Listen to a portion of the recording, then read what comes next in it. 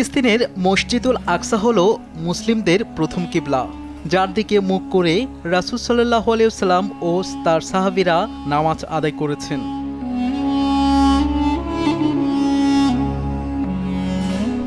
ফিলিস্তিন ভূমির সঙ্গে জড়িয়ে আছে ইসলামের ইতিহাসের বেশ কিছু গুরুত্বপূর্ণ ঘটনা প্রবাহ।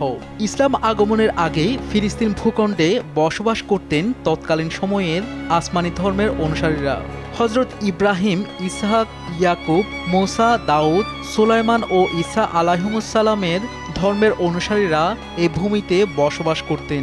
এছাড়াও আরও অনেক নবীর আবাসস্থল ছিল ফিলিস্তিন। মিরাজের রাতে রাসূল সাল্লাল্লাহু আলাইহি ওয়াসাল্লাম মসজিদুল হারাম থেকে আল আকসা মসজিদে এসেছিলেন এবং সেখান থেকেই তিনি ঊর্ধ্ব আকাশের দিকে যাত্রা করেন।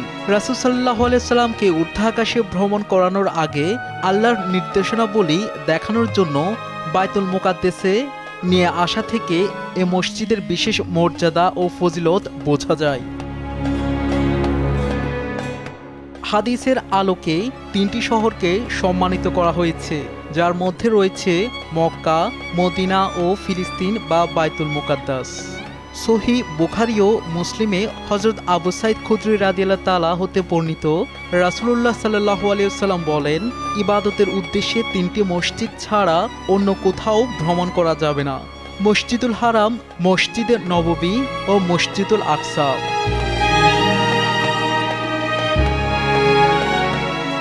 অন্য হাদিসে আবু দারদা রাদিয়াল্লাহু তাআলা থেকে বর্ণিত, রাসূলুল্লাহ সাল্লাল্লাহু আলাইহি ওয়াসাল্লাম বলেছেন, মসজিদে হারামে 1 রাকাত নামাজ আদায় করলে 1,00,000 নামাজের সমান।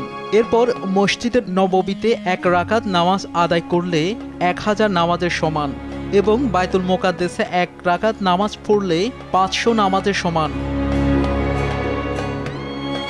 হযরত মাইমুনা রাদিয়াল্লাহু তাআলা থেকে বর্ণিত, রাসূলুল্লাহ সাল্লাল্লাহু আলাইহি ওয়াসাল্লাম বলেন, বাইতুল মাকদিস হলো হাশরের ময়দান, পুনরুত্থানের জায়গা। তোমরা তাতে গিয়ে সালাত আদায় করো, কেননা তাতে 1 ওয়াক্ত সালাত আদায় করা অন্যান্য মসজিদে 1000 সালাত আদায় করার সমান। ফিলিস্তিন মহান আল্লাহর কাছেও পছন্দনীয় ভূমি। রাসূলুল্লাহ সাল্লাল্লাহু আলাইহি ওয়াসাল্লাম বলেন, ইসলামী বাহিনী শীঘ্রই কয়েকটি দলে দলবদ্ধ হবে।